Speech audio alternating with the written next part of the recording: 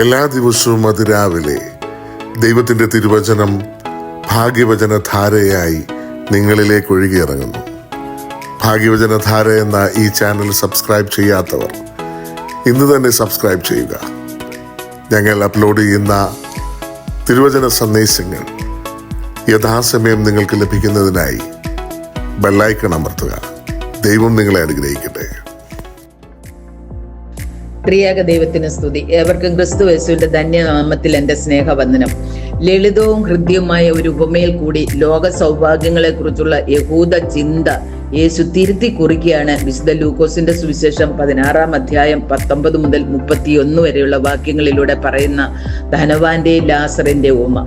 ലോക സൗഭാഗ്യം ദൈവാനുഗ്രഹമാണെന്നും അത് മാത്രമാണ് ദൈവപ്രസാദത്തിന്റെ അടയാളമെന്നും അത് മരണാനന്തര ജീവിതത്തിലും തുടരുമെന്നും യഹൂദന്മാരിൽ ഭൂരിപക്ഷം ആളുകളും വിശ്വസിച്ചിരുന്നു. യേശു പറഞ്ഞിട്ടുള്ള ഉപമയിൽ പേര് പറഞ്ഞിട്ടില്ലാത്ത വ്യക്തിയാണ് ധനവാൻ. ശരീരത്തിന്റെ സുഖം മാത്രമാണ് അവൻ ചിന്തിച്ചത്. അവൻ ധൂമ്ര വസ്ത്രവും പട്ടും ധരിച്ച് ദിനം പ്രതി ആഡംബരത്തോടെ സുഖിച്ചുകൊണ്ടിരുന്നു. അവൻ തന്റെ ആത്മാവിനെ കുറിച്ചോ ദൈവത്തെക്കുറിച്ചോ ഒന്നും ചിന്തിച്ചില്ല. ധനവാൻ ഒരു പ്രമാണവും ലംഘിച്ചതായി പറയുന്നതുമില്ല.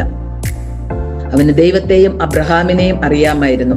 ധനവാന്റെ വീട്ടുപടിക്കൽ വ്രണം നിറഞ്ഞു കിടന്ന ലാസറിനെ ഓടിച്ചു കളവാനും ധനവാൻ തുനിഞ്ഞില്ല. പിന്നെ ധനവാൻ എന്തുകൊണ്ട് നരകത്തിൽ യാതന അനുഭവിച്ചു? ധനവാൻ ലോക സുഖങ്ങൾ ആഗ്രഹിച്ചു. അതിന്റെ അനന്തരഫലം അവൻ അനുഭവിച്ചു. ദൈവം സ്നേഹിച്ചവരെ സ്നേഹിക്കുവാൻ ധനവാന് കഴിഞ്ഞില്ല. ഈ ലോകത്തിൽ ജീവിക്കുമ്പോൾ എല്ലാവരോടും ഇല്ലാതിരുന്ന ബന്ധത്തിന്റെ വിടവാണ് സ്വർഗവും നരകവും തമ്മിലുള്ള പിളർപ്പായി സുവിശേഷകൻ 26-ാം വാക്യത്തിൽ ചൂണ്ടിക്കാണിക്കുന്നത്. അത്രയുമല്ല, നിങ്ങൾക്ക് നടുവിൽ വലിയൊരു പിളർപ്പുണ്ടാക്കിയിരിക്കുന്നു. ഇവിടെ നിന്ന് നിങ്ങളുടെ അടുക്കലും നിങ്ങൾക്ക് ഇങ്ങോട്ടും കടന്നു വരുവാനും കഴിയുകയില്ല എന്ന് നാം വായിക്കുന്നു. ധനവാൻ ചെയ്ത പാപം ചെയ്യേണ്ട കാര്യങ്ങൾ ചെയ്യാതിരുന്നതാണ്. 4 തരത്തിൽ പാപം നമ്മുടെ ജീവിതത്തിൽ കടന്നു വരുന്നു.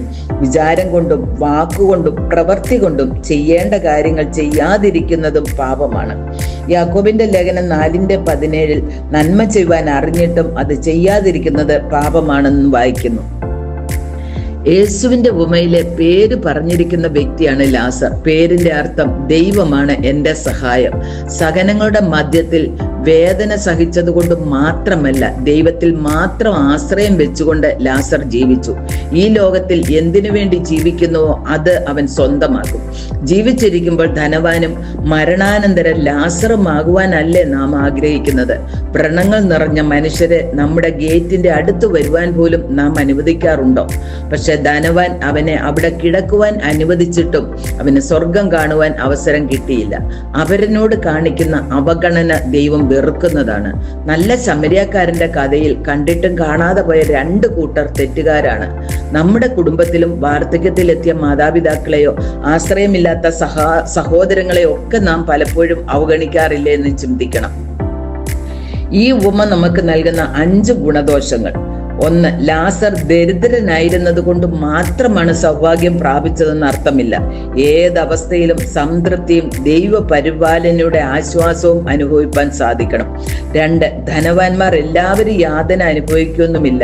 ന്യായപ്രമാണത്തിന്റെ ദൂത് കടന്നു ചെല്ലാത്തിടത്ത് ഉയർത്തെഴുന്നേൽപ്പിന്റെ ദൂതും കടന്നു ചെല്ലുകയില്ല. 3. ധനവാന്റെ യാതന വർദ്ധിക്കുന്നത് ലാസറിന്റെ സൗഭാഗ്യം കാണുമ്പോഴാണ്.